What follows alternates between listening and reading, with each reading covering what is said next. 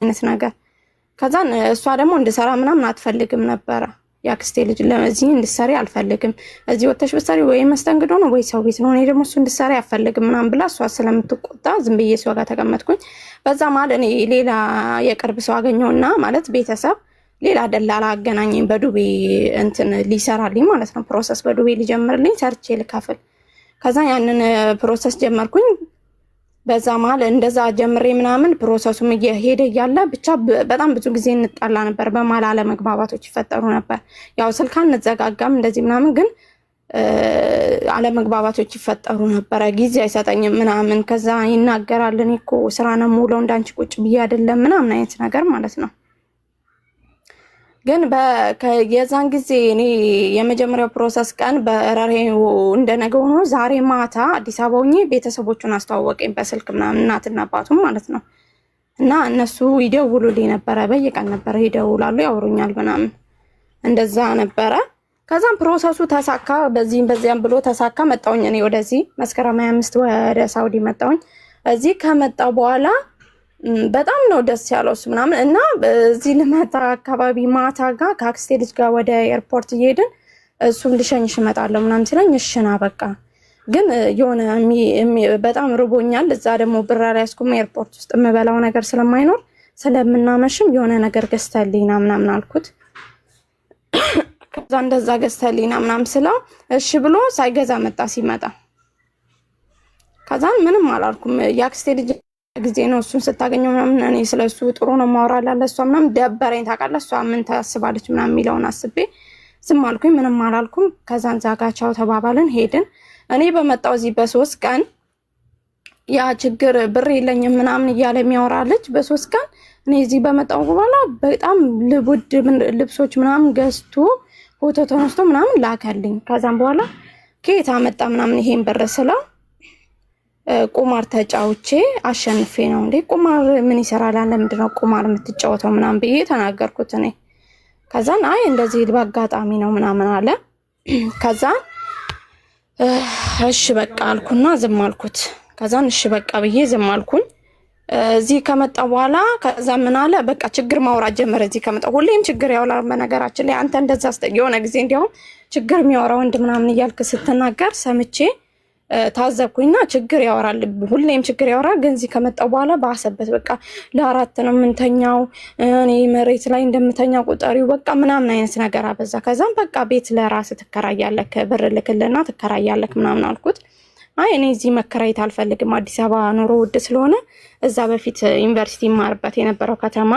ወደዛ መሄድ ፈልጋለሁ አለ እሺ በቃ እዛ መሄድ መፈልግ ከሆነ ሄድ እና እዛ ተከራይ ምናምን ብዬ ብር ላኩለት ተከራየ አልጋ ገዛ ምናምን ከዛ እዛ ተከራይቶ ምናምን ይያለ በቃ ስራውን ልቀቅና እዛ ሂድና ሙያም ተማር ምናምን ስለው እኮ ለሁሉም እዛ ይሻላል አለ ከዛ ሙያ መማር ፈልጋለሁ እሺ ምን ሙያ ነው መማር የምትፈልገው ጸጉር ቤት መማር ፈልጋለሁ እሺ ተማር ግን የሴቶች ጸጉር ቤት ቢሆን አሪፍ ነው ስለው አይ ጓደኛዬ ወንዶች አሪፍ ነው ብሎኛል ለሴቶች ለባለ ትዳር አይሆንም ምናምን ብሎኛል አለ ከዛ እሺ በቃ ምናምን ብዬ ጸጉር ቤት ሰለጠነ አጠራዳል አርገው ሰለጠነ ከዛን ስራ ጀመረ ስራ ፈልግ ምናምን ይያልኩት በዛ ማለት ቤተሰቦቹ ጋር ሄዷል ለሱ ሜጃ ምናምን ብቻ ብር እልክለት ነበር ሁሌም እልክለት እኔ ነኝ እዛ ሄደ ከዛን እህቱን ይዞ መጣ እህቱ ከመጣች በኋላ እህቱም ጸጉር ቤት መሰልጠን ትፈልግ ነበር እዛ ምናምን ማለት እህቴን ማምጣት ፈልጋለሁ ሲል አምጣ ምናምን አልኩት ጸጉር ቤት ገባች እሷም ስልጠና ምናምን በዛ ማለት ግን ሁሌም እሱ የሚናገረው አንድ ነገር ነበረው ምንና እኔ ላንቺ ስል ቤተሰቦቼን ትቼ መጥቻለሁ እኔ ላንቺ ስል ቤተሰቦቼን አሳዝኜ መጥቻለሁ እኮ ለኔ ስትል ምን እንደና ቤተሰቦቼን አሳዝኜ መጣው ስለው የዛኔ አባቴ ባልን ዋል እያለኝ ትቼ መጣት ላንቺ ስል ነው ለኔ ስትል አይደለም ጥለ የመጣው በዛ ሰዓት ጦርነት ሆነ ተቸገርኩ እዛ በጣም ይደብራ ምናምን ስትል ነው እና ያልኩክ እንጂ እኔ ለኔ ብለክና አላልኩህም ምናምን አልኩት ግን በዛ ነገር ሁሌ እንደዛ ይወቅሰኝ ነበር ከዛ በቃ ሂድ ብዬ ለገና አካባቢ ብር ላኩለት ሄደ ቤተሰቦቹን አየ እህቱን ይዞ መጣ ከዛን እዚህ ሁለቱም ጸጉር ቤት ገቡ መሰልጠን ጀመሩ ከዛን እሱም ሰልጥኖ ጨረሰና ስራ አገኘው ምናምን አለ ከዛን ስራው በአጋጣሚ ቁጭ ብሎ ነበር ቀኑ ሁሉ የሚውለው ማለት ነው። የሚሰራበት ስራ አይደለም። ከዛን ለምንድን ነው የተሻለ ስራ ያለበት ቦታ ፈልገን ማገባው ምናምን ስለው ከዛን እፈልጋለሁ እሺ ምናምን አለ። በዛ ማለት ግን በጣም ብዙ ነገሮች ይናገራል። በጣም የጥሩ ነገር አለው፣ ግን ጥሩ ነገሩ ግልጽ ነው። ከዛ ባለፈ ግን ምንድነው እሱ የሚያደርገው ሁሌ ምን ላይ እኔን ምን እንደሚያናድደኝ በጣም ጠንቅቆ ያውቃል። በጣም ያውቃል ስለ ባህሪ። ከዛ ምን ያደርጋል ሁሌም እኔን የሚያናድደኝ አሁን ማታ ቀን በጣም ስራውዬ ምናምን ደክሞኝ እሱን ለማውራት አንዳንዴ 4 ሰዓት በዚህ መነሳት እያለብኝ እሱን እስከ 7 ሰዓት እስከ 8 ሰዓት ቁጭ ብዬ አወራለሁ። በዛ ማን እንደዛ ደክሞኝ ላወራው ቁጭ ስል እኔን ማናደድ ይቀናዋል። የሚያናድደኝን ነገር ነው የሚያደርገው ሁሌም ማለት ነው። ለምንድን ነው አንተ እኔ የምታናድደኝ እያወቅ አንተ ሁሌም እኔን የሚያናድድ ነገር ታደርጋለህ፣ ግን የሚያስደስተኝ ነገር ምን እንደሆነ ራሱ ጠንቅቀህ አታውቅም ምናምን ስለው በቃ ካንቺ ጋር መቀለድ አይቻልም ማለት ነው። እና እኔ ከማን ጋር ልቀልድ ካንቺ ጋር ካልቀለድኩ ምናምን እንደዚህ አይነት ቀልድ አይመቸኝም። በቃ እንደዚህ አይነት ነገር አታድርግ። እኔ አንተ የምትናገረኝ ትንሿም ትልቁም ነገር ያስከፋኛል፣ የሚያስደስተኛል። አታድርግ፣ በጣም ብዙ ጊዜ አታድርግ እያልኩ እነግረዋለሁ፣ ግን አይሰማም። ከዛ የሆነ ጊዜ እኔ ጓደኞቼ እዚህ ማቃቸው እኔ ቲክቶክ ቪዲዮ ምናምን አልሰራም፣ ግን እንደዚህ የሀገር ቤት ማቃቸው ልጆች እዚህ አረብ ሀገር አሉና ላይቭ ላይ ምናምን ሲቀመጡ ሲያወሩ እንደዚህ ምናምን አንዳንዴ ገስት ይልኩልኝ ነበር። ከዛ አጋጣሚ እድሉን ካገኘው ነው እገባለሁ። ገብቼ ምናምን ሳወራቸው ለምንድን ነው ላይቭ ላይ የምትገቢው? ስራሽን ለኔ ሲሆን ስራ በዛብኝ ምናምን ታያለሽ፣ ለምንድን ነው ላይቭ ላይ የምትገቢው? እኮ ስራ እየሰራው ባወራቸው ምን ችግር አለ ምናምን ስለው አይቻልም፣ እንዳታወሪያቸው ከኔ ወይ ከነሱ ምረጪ ምናምን አይነት ነገር አለ። እንደዚህ ብለህ ምርጫዎች ልታስገባኝ አይገባም። ምክንያቱም ዛሬ ይሄንን ምረጪ ካልከኝ ነገ ደግሞ ምን እንደምታስመርጠኝ ስለማቅ አልተውም አልኩት። ለያዘኝና አልተውም ስለው ከዛን በዛ ማለት ተጣላን፣ ብዙ ተናገረ። ከዛን እንደዛ ያለን በዛ ማለት ተጣልተን ከዛን እንዲያውም በቃ እዚህ ጋር ማቆም ፈልጋለሁ፣ ካንተ ጋር መቀጠል አልፈልግም፣ እናቆም ምናምን ስለው እብዶና ለቀሰ ምናምን። እንዴት እንደዚህ እናቆም ትኛለሽ? ብዙ ተስፋ ሰተሽ እንዴት መሀል መንገድ ላይ ትጥኛለሽ ምናምን አለ። ከዛን ጓደኛውን በዛ ማል ገባ። ለጓደኛው እሱ ነው የነገረው ነው ሶስተኛ ወገን ማስገባት አልወድም። ከዛን እሱን አውሪው ምናምን ሲለኝ እንደዚህ ያደርጋል። ያው በዚህ በቲክቶክ ጉዳይ ብቻ ሳይሆን ብዙ ጊዜ ያጠፋል። እንደገና ደግሞ ሁሌም እኔን የሚያናድደኝን ነገር ነው የሚያደርገው። ለኔ ጥሩ ነገር አያደርግም፣ እኔም ለማስደሰት አይሞክርም ምናምን አልኩት። ከዛ እሺ አንድ ቻንስ ስጪው ምናምን አለ። እሱም አንድ ቻንስ ስጪኝ አለ። እሺ አልኩና እንደገና ታረቀ። ከዛን እያወራን እያለ በቃ እንዳልኩ ነው ሳምንት በቃ አሪፍ ሆነ። የኔም ሰዎች የሉም ነበረ፣ በአጋጣሚ ተሳፍረው ነበረ። በቃ ሳምንት አሪፍ ሆነ። ለሳምንት ማላቀው አይነት ሰው ሆነ፣ በጣም ለየት ያለ ሰው ሆነ። ጊዜ መስጠት ጀመረ ምናምን በቃ ከዛን ከሳምንት እንደዛ ሆነ፣ 15 ቀን እንደዛ ሆነ። በቃ ተመለሰ ወደ በፊቱ ቦታ። ይሄ ማናደዱ ምናምን ያለው ነገር እንደዛው ቀጠለ ምናምን። ከዛን እንደዛ ቀጥሎ ምናምን እህቱ ወደ ሀገር ቤት መሄድ ፈለገች፣ ሄደች። ከዛን ቤተሰብ ጋር ጦርነት ነው፣ ምን ላድርግ ካለብህ ሂድ ምናምን ስለው አንቺን ለማን ጥያ ከአንቺ መራቅ አልፈልግም፣ ከኔ መራቅ ማትፈልቀው ኦልሬዲ እኮ ተራርቀናል፣ እኛ አሁን ተራርቀን ያለ ነው። ሂድና ቤተሰቦችን አግዝ ምናምን፣ እኔ ደግሞ ከቤተሰቦች አልበልጥም ምናምን ስለው እንዴት እንደዚህ ትያለሽ? ከቤተሰቦቼ ማስበልጭ እኮ ነው ያኔ ትቼ ቤተሰቦቼን የመጣሁት ምናምን። ለምን እንደሱ ትናገራለህ? እንደሱ አትበለኝ። በቃ እኔ እንደዚህ ያደረኩ ምናምን ብዬ አንተን አላውቅም። አንተ ግን አንድ ነገር አድርገልኝ ሁሌም እሱን ትደጋግማለህ ምናምን አልኩት። በዛ እየተጋጨን እያለ ከሌላው ነገር ደግሞ ምንም ነገር ልናገር ሁሌም ኔጌቲቭ ነው የሚረዳው። በጣም ኔጌቲቪቲ ያለበት በጣም ብዙ ጊዜ እና በአጋጣሚ ሆኖ ራሱ እንደዚህ ከሴትዮ ተጣልቼ ምናምን እንዲህ ያለገችኝ እንዲህ ተበሳጨው ምናምን ስለው ታካብጫለሽ ይላል። አንቺ ታካብጫለሽ። እኔ ቲክቶክ ላይ የማያቸው ሴቶች ኢሞ ላይ የማያቸው ሴት 24 ሰዓት ሙሉ ላይቭ ላይ ተቀምጠው ዘና ብለው ፈታ ብለው ነው ስራቸው የሚሰሩት። አንቺ ያለሽው የትኛው ሀገር ነው? ምንድነው የምታካብጪው አይነት ነገር ይላል። ከዛም እንዴ እኔ ማካበድ አይደለም ምናምን ብዬ በቃ ከዛ በኋላ ምንም ነገር ይፈጠር መጥፎ ነገር በህይወቴ ውስጥ አልነግረውም። ቢያመኝም ከሴትዮዋን ብጣላ ምንም አልነግረውም። በውስጥ ይዤ ቁጭ አልኩኝ። ከዛ ኔጌቲቪቲ ያለበት እና የዛሬ ሳምንት አካባቢ ደውዬለት እያወራን 2 ቀን 3 ቀን አላወራንም ነበረ። ማለት ቴክስት እናወራለን፣ ማታ ግን አናወራም። ይተኛል። በቃ ማታ ላይ እሱ ደከመኝ ይላል፣ በጊዜ ይተኛል። የሚነሳው አርፍዶ ነው። በእርግጥ በኢትዮጵያ 2 ሰዓት ምናምን ነው የሚነሳው። እኔ በዚህ ሰዓት በኢትዮጵያ 10 ሰዓት ሌሊቱን መነሳት እያለብኝ 6 ሰዓት ስራ ጨርሼ ሻወር ወስጄ ምናምን 7 ሰዓት አካባቢ ወይ 6 ተኩል አካባቢ ለሱ ደውዬ እሱ ለማውራት ሞክራለሁ። እሱ ግን አይጠብቀኝ፣ ግን ተኝተህ ተነስተህ ካወራኝ ስለው ራሱ አያወራም። በቃ ስልክ መዝጋት ከፈለገ የማይሆን ነገር ነው የሚያወራው። ከዛን የዛሬ ሳምንት በአጋጣሚ ሴትዮ የእናት ቤት ሄደን እዛ ትንሽ ቤቱ ለቀቅ ስላለ ነፃነት ስላለው እንደዚህኛው ቤት ስላልሆነ ደወልኩለት በጊዜ። ከዛን ማታ አካባቢ ማለት ነው በጊዜ ደወልኩለትና እያወራሁት እያለ ስንት ሰዓት ነው ስራ የምጨርሺው አለኝ። አይ ስራ የምጨርስበትን ሰዓት አላውቅም ገና አልሄድንም እና እኔ አሁን ላውራክ ብዬ ነው ምናምን ብዬ ስደውለት እንዳተኛ ብዬ ነው ምናምን ስለው እንቅልፋም ነኝ አለ። አዎ አልኩት፣ እንደቀልድ ሆኖ አዎ ምናምን አልኩት። ከዛም በኋላ እኔ አንቺን ማስደሰት አልችልም፣ እኔ አንቺን ማስረዳት እንትን ማለት አልችልም፣ መረዳት አልችልም እና ሌላ መንገድ ነው አልተረዳኝም ስለው ደደብ አይደለው እንዴት እረዳሻለሁ ምናምን አይነት ነገር አለ። ከዛ እንደዛ ሲል ተናደድኩና በቃ ከእንግዲህ በኋላ እንዳታወራኝ፣ እንዲያውም አሁን ማውራት አልፈልግም፣ ደህና አደር፣ ነገ እናወራለን ብዬ ስልኩን ዘጋውበት። ሲደውልም ዘጋውበት።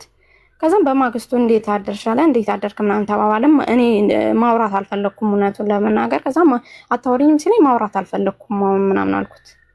ከዛ እንደዛ ብዬው እያለ ራሱ ምን ወሰነ? አሁን እዚህ ጋር መለየትን ወሰነ። እኔ ባፊ አላልኩትም ምን ላይ በዚህ ሰዓት። ከዛ ራሱ መለየት ወሰነ ምናምን። ከዛን በቃ ቻው መልካም መንገድ ምናምን አይነት ነገር በቴክስት አለ። ከዛ በኋላ ምን አለ ገንዘብ እንደሚቀይር አላቅም። ቲክቶክ ላይ በጣም ብዙ ነገር ሼር ያደርግልኛል። ይሄ መጥፎ ቪዲዮዎች የሉም። ይሄ የተከዳ ሰው አይነት ነገር፣ ከሱ የተሻለ ሰው አግኝቼ እንደሄድኩ አይነት ነገር፣ ገንዘብ እንደቀየረኝ አይነት ነገር እንደዛ ሲያደርግ ቲክቶክ ላይ ብሎክ አረኩት። ቲክቶክ ላይ ብሎክ አረኩትና ከዛን በቴክስት ደግሞ ቴሌግራም ላይ እንደዛ አይነት ነገር ነው የሚልከው። ምንም መልስ አልሰጠሁትም እስካሁን፣ ምክንያቱም ያንተ ምክር ፈልጌ ነበርና ምንም አይነት መልስ መስጠት አልፈለኩም። እኔ አሁን አንድ ነገር እዚህ ጋር ምክር የሚያስፈልገኝ እንደሆነ ታውቃለህ፣ በጣም ብዙ ተስፋ አድርገን ነበር እውነቱን ለመናገር እና በመሀል ያልነገርኩ አንድ ነገር ምን ብየው ነበር በፊት እንደዛ ያወራን በፊት ሰላም ያው ሁሌም እንጣላለን፣ ግን መሀል ላይ በፊት ገና እንለያይሳለሁ በፊት በየወሩ የሆነ ዕቃ መግዛት አለብን። ብሩ ምንም እየረባ አይደለም ማለት እያለቀ ነው። ስንት ወር ሆነኝ አሁን? 7 ወር ሆነኝ። በዛ ሰዓት 6 ወር ነው እንደዚህ ሆነኝና ከሚቀጥለው ወር ጀምሮ የሆነ ዕቃ መግዛት አለብን፣ ዕቃ ማሟላት አለብን ምናምን ብዬ አወራሁት። እሺ አለ ምናምን። ከዛ እንደዛ ብሎ እያለ እኔ ቤተሰብ እናቴ ተናገረችኝ፣ አክስቴም ልጅ እናቴም ተናገሩኝ። ማለት ብር እያስቀመጥሽ አይደለም። የአክስቴ ልጅ እሱን ስለምታውቅ ለሱ እንደላኩ እያወቀች ነው። ስለዚህ ለምንድን ነው ለሱስ ምልኪለት? በቃ እሱም በራሱ ይስራ፣ ወንድ ልጅ ብር ስልክለት ይበላሻል ምናምን አይነት ነገር አለችኝ። እሷን ስትለኝ ገባኝ። እኔም ልክ እንዳልሆነ እኮ አውቃለሁ፣ ግን ገባኝና እሺ በቃ ምናምን ከእንግዲህ በሚቀጥለው ወር ጀምሬ ያስቀምጣለሁ አልኩ። ለእናቴ ደግሞ አይ እዚህ እያስቀመጥኩ ነው እና አንዳንድ ዕቃ እየገዛው ነው እንጂ እኮ ብሩ አለ ምናምን አልኳት ለእናቴ። እና የአክስቴ ልጅ ማለችኝ አይ እነሱም ሰምተዋል፣ ቤተሰቦችሽም ማን እንደነገራቸው አላውቅም፣ እና እናትሽም አንቺን ማስከፋ ስለማትፈልግ እኔ ንገሪያት ብላኝ ነው፣ ስለዚህ ብርሽን አስቀምጪ ነው ስትለኝ፣ ልክ ናቸው እኮ እነሱ ብር ማስቀመጥ አለብኝ።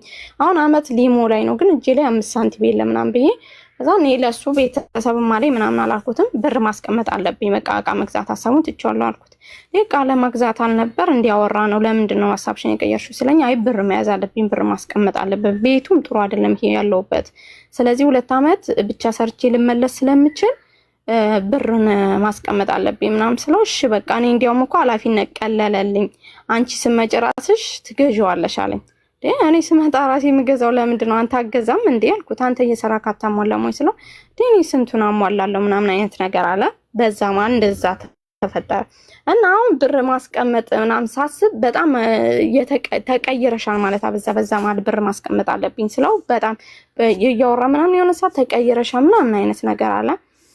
እና አሁን እኔ አንድ ነገር ማወቅ የፈለኩት ምንድነው ብዙ ተስፋ ሰጥቼው ነበረ። ምክንያቱም እኔ ፈጣሪ ፊት ሰው መበደል ማሳዘንም አልፈልግም እና አሁን በፊት ብዙ ተስፋ ሰጥቼው ስለነበር እንዲናደርጋለን እንዲንሆናለን ምናምን ስለሆነ እሱ ተስፋዬን አጨለምሽው ምናምን እያለ እየተናገረኝ ነው። እና አሁን እኔ ከዚህ ሰው ጋር ለመቀጠሌ እግዚአብሔር ሊያዝንብኝ ይችላል ወይ ማለት ስህተት ነው ወይ ያደረኩት ነገር?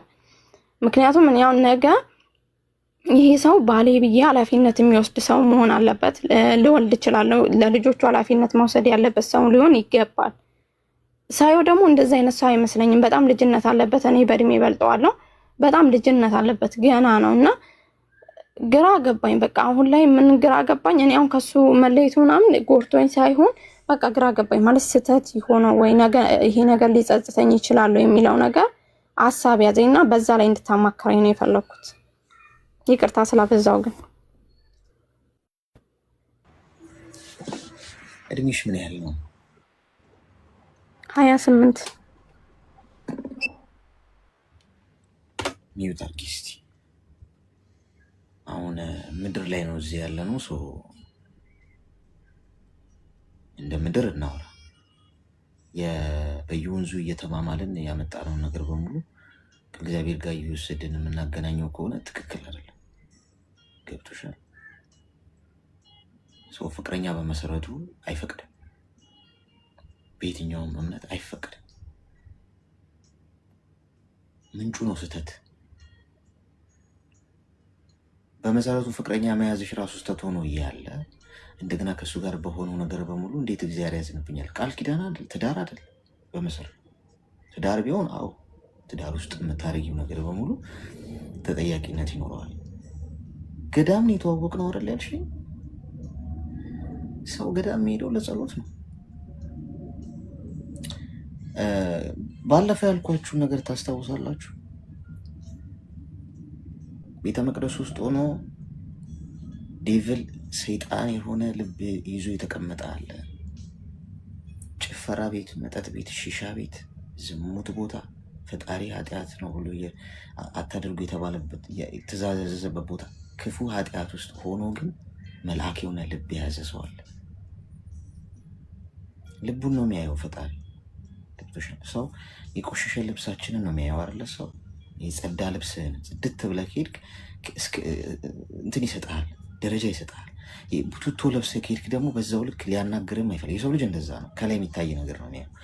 ፈጣሪ ግን ልብና ኩላሊታችንን ነው የሚመረምረው። ምን እንደምናስብ ያውቃል። ገብቶሻል? ያለሽበትን ሲቹዌሽን ሳይሆን ነገ ይለወጣል። ያለሽበት ነገ ትመለሻለሽ ከጥፋቱ ቦታ። ግን ልብሽ ንጹህ ይሁን። ፖይንቱ ያ። ገዳም ውስጥ ተዋውቀሽ ሰውየው ጥቅመኛ ነው። ከሀ እስከ ፐ ስትነግሪኝ የነበረው ነገር እኔ እየገረመኝ ነው እየሰማሁሽ የነበረው። እንዴት ነው ማትነጊው? ሰውየው ገንዘብ ሲኖሩ ዙር ብሎ አላየሽም? አንቺ ስራ አጥተሽ በነበረበት ሰዓት፣ አንቺ ሰው ሀገር ተሰደሽ እዚህ መስራት ስትጀምሪ ግን ምን ማድረግ ጀመረ? እንዲህ ግዢ፣ እቃ ብንገዛ፣ እዚህ ላኪልኝ፣ ስራ አጣው፣ እንቅልፍ አጣው፣ ከጓደኞቼ ጋር ቤት ኪራይ የምከፍለው አጣው፣ ገለመሌ። እንዲህ የሚልሽን ወንድ እኮ የኔ ናት ወዲያው ነው ከህይወትሽ ቆርጠሽ ማውጣት ያለብሽ። የፈለገ ብታፈቅሪው እንኳን ጥቅመኛ የሆነ ወንድ፣ ጥቅመኛ የሆነች ሴት በህይወታችሁ ውስጥ አይበጁም። አሁን ስለ ወንድ ልጅ ስለሆነ የተወራው የኔ ናት። ወንድ ልጅ ገንዘብ የሚጠይቅ ከሆነ አያፈቅርሽም። ይህን ሪከርድ አድርጋችሁ ፖስቱ ስትፈልጉ። ኩልል ያለ ሀቅ ነው የምነግራችሁ። እግዚአብሔር ምስክሬ ነው የምላችሁ። ወንድ ልጅ ፍቅር ከያዘው ከአንቺ ገንዘብ መጠየቅ አይደለም፣ ችግሩን አይነግርሽም። ቸግሮት የሚበላው አቶ እኮ ምናልባት እኮ ውጭ እያደረ ሊሆን ይችላል። አንቺ ጋር ግን ሲመጣ እንዳለው ከጓደኞቹ ልብስ ተበድሮ ገንዘብ ተበድሮ እንዳለው ነው አንቺ ጋር አክት የሚያደርገው። ምንም እንዳልተፈጠረ ደህና እንደሆነ ሁሉ ነገር ፊክስ እንዳደረገው የተሻለ ኑሮ እየኖረ እንደሆነ አንቺ ጋር ማሳየት ይፈልጋል። ለምን? በሚያፈቅራት ሴት ፊት ደካማ ሆኖ መታየት አይፈልግም። ወንድ ልጅ እውነተኛ ፍቅር ከያዘው በሚወዳት ሴት ፊት ደካማ የማይችል ያጣ የቸገረው ሆኖ መታየት አይፈልግም። የሁሉም ስሜት ነው። ሁሉንም ወንዶች ከፈለግሽ ጠናት አድርጊ፣ ጠይቂ። እውነተኛ ፍቅር የያዛቸውን ወንዶች ዝም ብለሽ ለማየት ሞክሪ። ፍቅረኛው ፊት ችግር አያሳይም። በታሪክ እንኳን ገንዘብ ሊጠይቃት ክብሩን በጣም ነው የሚያስበልጠው። እንድታከብረው ይፈልጋል። በእሷ ፊት ሞገስን ማጣት አይፈልግም። ካላፈቀረሽ ግን የኔ ናት ለምን አራት እግርሽን አትበይም? ለምን ስትገምጪው አትይም? ነገ እንደማይሆንሽ ያውቃል። አብሮሽ እንደማይሆን ያውቃል። ሲጀምር የሆነ ግማሽ መንገድ ላይ ወራጅ አለ ብሎ ነው የሚወርደው። ሰው እስካለ ድረስ የፈለግሽውን ብታስቢ ግድ አይሰጠውም። ከአንቺ እየቀመቀመ ከአንቺ እየወሰደ እየተጠቀመ ከዛ መጨረሻ ላይ እንደ ማስቲካ እኝኮ ይተፋሻል። ሀቁ ይሄ ነው። ስለዚህ እዚህ ውስጥ የምትሰሙኝ ሴቶች በሙሉ ወደዳችሁም ጠላችሁም አሁን ፍቅረኛ ያላችሁ ስለ ገንዘብ እያወራብሽ ችግሩን እየነገረሽ ስለ ችግሩ እየለፈለፈብሽ ገንዘብ አንቺ እንዲህ ብገዢ እንዲህ የሚልሽ ከሆነ ብታመልጭ ጥሩ ነው። እመኚ፣ አይሆንሽም እንደዚህ አይነቱ ወንድ። አሁን ኃጢአት ሰርቻለሁ ፈጣሪ ያዝንብኛለሁ የሚለውን እርሺው። እኔ እናት በየወንዙ እየተማማለን እያመጣን ፈጣሪ ያዝንብኛል ካልነማ ነገር ተበላሽ። እርግፍ አድርገሽ ትተሽ ስራሽን ስሪ። ሰውየው ለምንም አይሆን ለጉርብትና አይሆንም። እመኝ። ተግባባ? አሌክስ አመሰግናለሁ። እግዚአብሔር ያክብርልኝ። እሺ መልካም ቀን። አሜን። ወይ ፍቅር ገዳምን የተዋወቅ ነው አለች። እስቲ እንጸልይ። ያው ሰው የሚተዋወቅበት ቦታ አይታወቅም። አይ ነው ግን የምትተዋወቁበት ቦታ አይደለም ሰውየውን የሚወስነው። አሁን እዛ ቦታ ተዋውቀው ምን አይነት ሰው እንደሆነ አያቸዋል። ሰው አስመሳይ ሰው የትም ቦታ አለሽ። ከአስመሳይ ሰው ፈጣሪ ይጠብቃችሁ እንጂ በጣም ከባድ። እሺ ዱርዬ ብላችሁ የፈረጃችሁት ሰው ምናልባት ህይወታችሁን የሚያተርፈው እንደዚህ አይነት ሰው ሊሆን ይችላል። ይሄ ዱርዬ ነው፣ ይሄ ተራ ሰው ነው፣ አይረባም ያላችሁ ሰው ምናልባት ህይወታችሁን የሚታደገው እንደዚህ አይነት ሰው ሊሆን ይችላል። ምርጥ ባህል የሚወጣው ሰው ሊሆን ይችላል። መንፈሳዊ ሰው ነው። በቃ እሱ እኮ በቃ እግዚአብሔርን ይፈራል። ቃላቶቹ፣ ጥቅሶቹ ሁሌ ከአፉ ቃል እኮ የእግዚአብሔር ቃል አይጠፋም የምትይው ሰው ደግሞ አጋድሞ ሊያርድሽ ይችላል። ቢ ኬርፉል። የሰውን ከላይ ንግግር ሆነና ልብሱን አትዩ። እሱ አይወስነው። እሺ አንዴ ኮይን ልስጣችሁ። ሞት ይርሳኝ፣ ሞት ይርሳኝ። ሞትማ ረስቶኛል። ሰላም እሺ፣ ብዛ። እንኳን ደህና መጣሽ። እንኳን ደህና ቆያክ። እንዴት ነክ? እግዚአብሔር ይመስገን። ምን እንታዘዝ? የሆነ ነገር ገጥሞኝ ነው ወደ አንተ የመጣሁት። ምን አጋጠመሽ? እና ከዛሬ 5 ዓመት በፊት የሚያወራ ልጅ ነበር ማለት ነው። እና በሆነ አጋጣሚ ሳንስማማ ያው ቀረ። በምንድን ነው የምታወሩት? በዚህ በፍቅር ጉዳይ ማለት ነው። እንዴት ነው የተዋወቃችሁት? ያኔ የምንተዋወቀው ከአገር ቤት ነው። ያኔ የሰፈር ልጅ ነው። ያ ብዙም እንትን አይደለም። በኢሞ ነው የምታወሩት የነበረው? አዎ በኢሞ። እሺ። ከዛ እያወራን እያለን ያ ብዙ ያልተስማማን ነገር አለ። አልተስማማንም ማለት ነው። ከዛ ያ እንትኑ ያው ተቋረጠ ማለት ነው ከሱ ጋር ተቋረጠ። ደግሞ እኔ አላቆም የሱን ያጎቱን ልጅ ደግሞ በአጋጣሚ ሰው አገናኘ ማለት ነው። እና ከሱ ልጅ ጋር ያኔ አሁን በፍቅር ማውራት ከጀመረ 1 ዓመት ሆኖናል። ያው እስካሁን እኔም አላቅም እሱም አያቅም። ልጁም አያቅም። ወላሂ እሱም አያቅም እኔም አላቀው።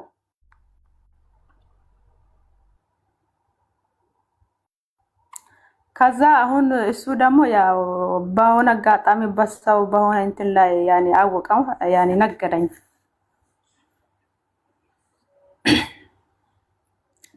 አሁን ምን እንደሚያደርግ ግራ ገብቶኛል። ከሱ ጋር መለያየትም አልፈልግም። ያውና ከዛ ልጅም ጋር አውርተናል እስከ 3 ዓመት አካባቢ ምናምን አውርተናል።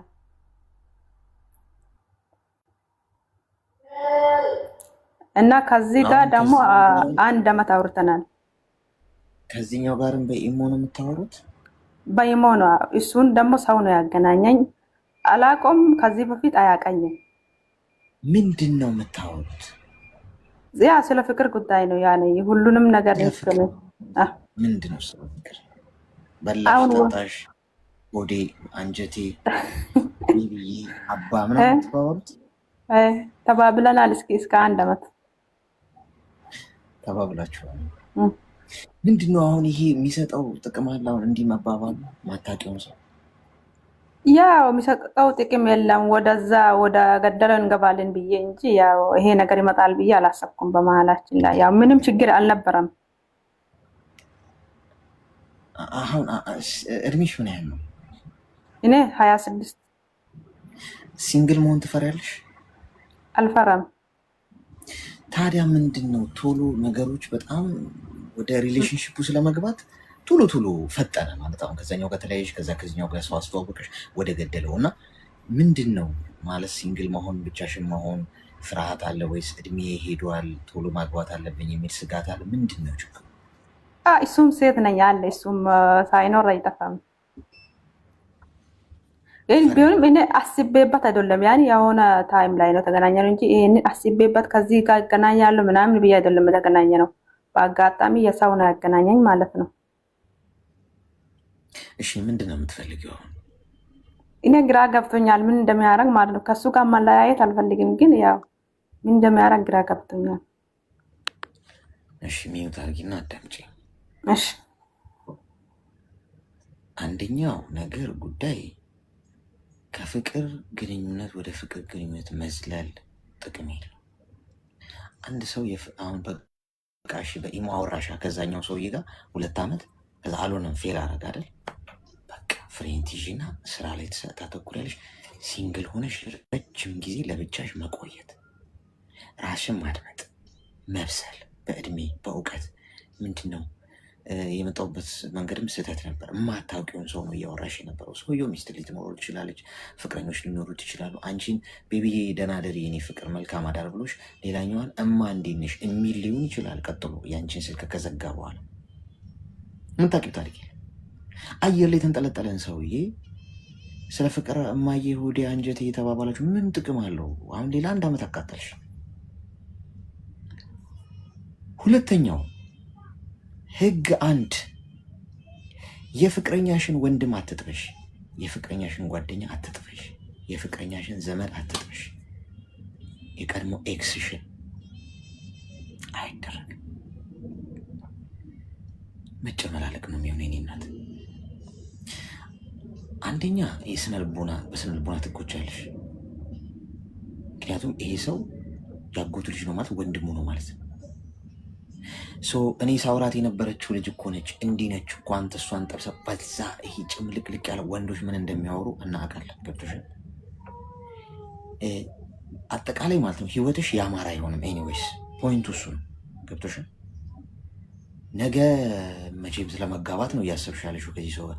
ወንድሙ ፍቅረኛሽ የነበረን ሰው ያግብተሽው እንዴት ነው ስነ ልቦናሽስ ጤናማ ቢሆን? እሱስ ባየሽው ቁጥር በተያያችሁ ቁጥር የማይሆን ነገር ነው የኔ እናት። ይሄ ፍቅርን ተገን አድርጎ ስህተት በሆነ መንገድ መሄድ ትክክል አይደለም። ገብቶሻል? የጓደኛሽን ቀድሞ ኤክስሽ የነበረን ሰው ግንኙነት ያለው ዘመድ ወንድም ጋር ምናምን አለመገናኘት፣ አለመነካካት በተቻለሽ መጠን ግዴታ አይደለም። ዓለም ላይ አንድ ሰው ብቻ አይደለም ያለው፣ ሁለቱ ደግሞ ሊጋደሉ ይችላሉ በዚህ መሀል። ገብቶሻል? አንዳንድ ሰው ኤክሱ ከሌላ ሰው ጋር ስትሆን እንኳን የሚይዘት አለ። እዚህ ቤተሰብ ያለሻል አንድ ወንድ ታገቢን አይነት ነገር ነገ ያጎቱ ልጅ ከአንቺ ጋር ሆኖ ሲያይ ጭራሽ ነጠቀኝ ቀማኝ ምናምን የሚያስጠላ አይነት ድራማ ውስጥ ልትገቢ ትችላለች እና ሰላም አታገኝ እና ለአንቺም ለስነ ልቦናሽ ጥሩ አይደለም። በተቻለሽ አቅም ከዚህ ግንኙነት ውስጥ ራስሽን ለማራቅ ስተት ስለሆነ ማለት ነው መብትሽ እኮ ነው። ማንም አይገልሽም ወይ አያዝሽም። ግን ሜንታሊ አይምሮሽን ስታስቢው በቃ ይሄ ልክ አይደለም። አሁን አንቺ ምሳሌ ልንገርሽ፣ የአንቺ ፍቅረኛ እህትሽን ቢጠብሳት ከእህትሽ ጋር አሁን ትዳር ሊይዝ ቢሆን የአንቺ ኤክስ የነበረ ሰው እንዴት ነው ፊልም የምታደርጊው? ለአገባሽ እኮ ይችላል፣ የራሱ ጉዳይ የፈለገውን ህይወት ሊኖር ልትይ እኮ ትችላለሽ።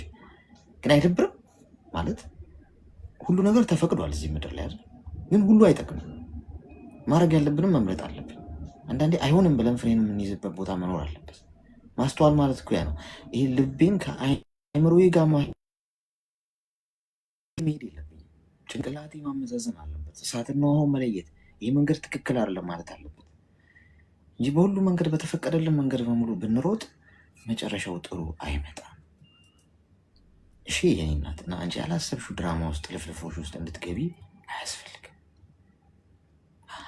አስቢበት።